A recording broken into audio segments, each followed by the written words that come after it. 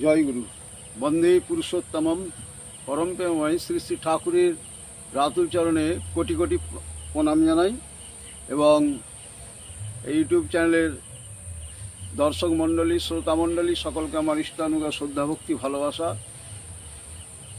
শ্রী শ্রী ঠাকুর শুধু যে আমাদের আধ্যাত্মিক উন্নয়ন, বৈষয়িক এবং পারিবারিক, কৃষি, শিল্প, বাণিজ্য এইগুলোর কথাই বলে গেছেন তা নয়। আমাদের শ্রী শ্রী ঠাকুর রাষ্ট্র কীভাবে সুচারু এবং সুন্দরভাবে পরিচালিত হবে এবং ঋষি প্রবর্তিত শাসন ব্যবস্থার মতো ধর্মে আবার কিভাবে রাষ্ট্র মহান হয়ে উঠবে, কর্মে এবং মহান হয়ে উঠবে, সেই সম্পর্কে রাষ্ট্রিক বহু আলোচনা, বহু বাণী ঠাকুর দিয়ে গেছেন এবং রাষ্ট্রিক কল্যাণের জন্য। তো এখন যেগুলো প্রাসঙ্গিক হয়ে পড়ছে আমাদের, এই যে হিন্দু রাষ্ট্র, মুসলিম রাষ্ট্র গড়ে তোলা, এই রাষ্ট্র গড়ে তোলা হিন্দু রাষ্ট্র হবে না মুসলিম রাষ্ট্র হবে, এই সম্পর্কে আমাদের বর্তমান যারা রাষ্ট্রিক নেতা আছেন তারা বিভ্রান্ত হচ্ছেন। কিন্তু প্রকৃতপক্ষে কী হওয়া উচিত, ঠাকুর অনুকূলচন্দ্র সেটা 1939 সালে তিনি বলেছিলেন এবং সেই প্রসঙ্গে অনেক আছে।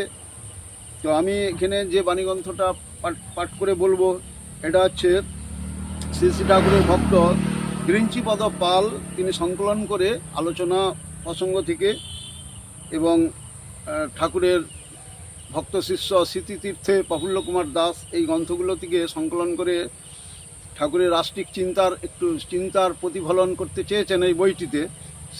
এই বইটির নাম শ্রী শ্রী ঠাকুর অনুকূলচন্দ্রের ভারতের স্বাধীনতা সংগ্রাম এবং শ্রী শ্রী ঠাকুর অনুকূলচন্দ্র স্বাধীনতা সংগ্রাম প্রসঙ্গে। তো খানিকটা আমি পড়ে শোনাচ্ছি।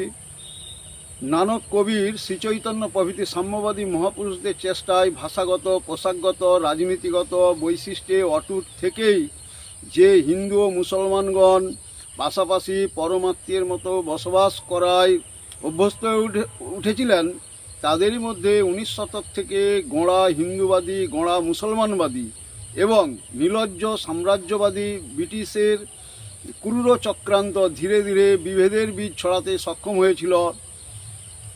গোঁড়াদের মাথায় চিন্তা ছিল হিন্দুরা বাঁচবে শুধু হিন্দু হিসাবে, মানবতার মহাযজ্ঞে সে নাই বা সামিল হলো। গোঁড়া মুসলিম নেতারাও মুসলমানকে শুধুই মুসলমান হয়ে থাকবার মন্ত্র দিতে লাগলো। সাম্রাজ্যলোভী ব্রিটিশ এই সুযোগে ভাতৃকলহের মধ্যে শকুনির চতুরতা নিয়ে ঢুকে পড়ল। রাজনৈতিক ক্ষেত্রে মুসলমানদের স্বার্থরক্ষার দাবি নিয়ে মোহাম্মদ আলী জিন্নার নেতৃত্বে মুসলিম লীগের জন্ম হলো, তেমনি হিন্দুর স্বার্থ রক্ষায় জন্ম হলো হিন্দু মহাসভার।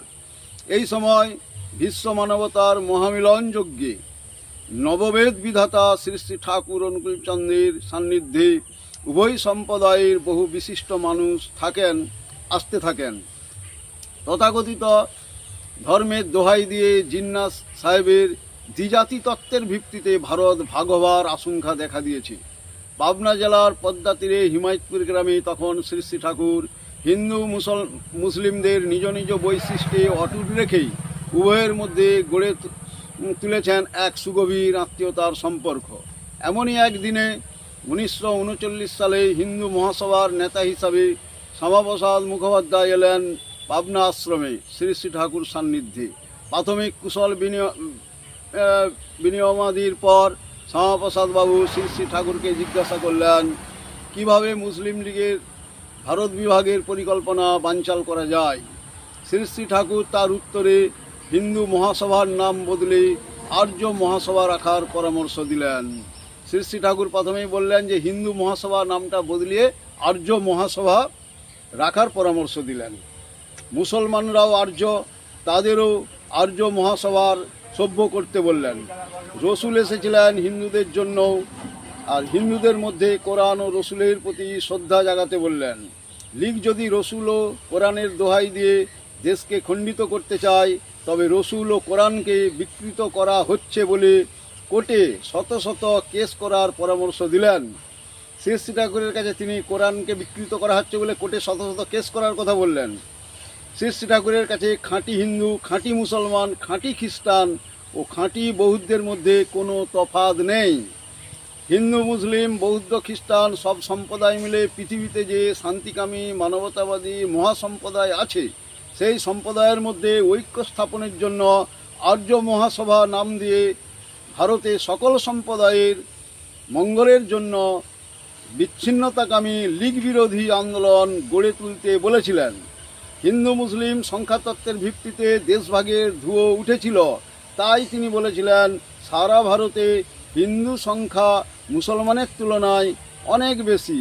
আপনারা হিন্দু গরিষ্ঠ অঞ্চল থেকে 25 লাখ পরিবার এনে বাংলায় বসান। প্রত্যেক পরিবারে 5 জন করে লোক থাকলে নতুন 1.25 কোটি লোক হবে। তখন নতুন করে সেন্সাস করান, এতে বাংলা হিন্দু সংখ্যাগরিষ্ঠ হয়ে দাঁড়াবে। বাংলা ভাগ হবে না। পাঞ্জাব, সিন্ধু, বেলুচিস্তান, উত্তর পশ্চিম সীমান্ত প্রদেশেও এই কাজ করুন। ওদিকটাকেও হিন্দু গরিষ্ঠ করে তুলুন, ওই দিকটাও ঠিক থাকবে। দেশভাগ হলে পাকিস্তান ও ভারত পরস্পরের ক্যান্সার স্বরূপ হয়ে দাঁড়াবে, কারও ভালো হবে না। ধর্মের সঙ্গে সাম্প্রদায়িক বিদ্বেষের কোনো সম্পর্ক নেই। প্রেরিতদের মধ্যে বিভেদ করাই একটা ধর্মবিরুদ্ধ ব্যাপার এবং ধর্মান্তর জিনিসটাই একটা বিশ্বাসঘাতকতা। ইসলামের প্রতিষ্ঠা তো আমাদেরই স্বার্থ, মুসলমান খাঁটি মুসলমান হোক, তাই তো আমি চাই। আমাদের খলিলদার মতো খাঁটি মুসলমান তো আমার চোখে পড়ে না, সে তো সৎসঙ্গী। শ্রী শ্রী ঠাকুরের প্রবর্তিত দীক্ষায় দীক্ষিত আমি কখনো চাই না যে সে তার বৈশিষ্ট্য আত্মপরিচয় ক্ষুণ্ণ করুক। মুসলমান খাঁটি মুসলমান হোক, হিন্দু খাঁটি হিন্দু হোক, খ্রিস্টান, বৌদ্ধ, শিখ, জৈন এবং পারসি প্রত্যেকে ধর্মপরায়ণ হোক এবং সাম্প্রদায়িক বিদ্বেষের পরিবর্তে বিভিন্ন সম্প্রদায়ের মধ্যে বান্ধব বন্ধন যাতে গড়ে ওঠে তাই করুন। সৎসঙ্গের মধ্যে সব সম্প্রদায়ের লোক আছে, তারা সকলে মিলে যেন এক পরিবারের মানুষ। আমি তো চাই শুধু ভারত কেন, পরম পিতার নামে গোটা মানব সমাজ একটা প্রীতিপতুল যৌথ পরিবার রূপে উদ্ভিন্ন হয়ে উঠুক। শ্যামাপ্রসাদ বাবু হিন্দুদের এনে বসাবার, শ্যামাপ্রসাদ বাবু শ্রী শ্রী ঠাকুরকে প্রশ্ন করছেন, হিন্দুদের এনে বসাবার কথা বলছেন, সে তো অত্যন্ত খরচ সাপেক্ষ ব্যাপার। শ্রী শ্রী ঠাকুর, হিন্দুদের মধ্যে জমিদার, রাজা ও ধনী লোকের অভাব নেই।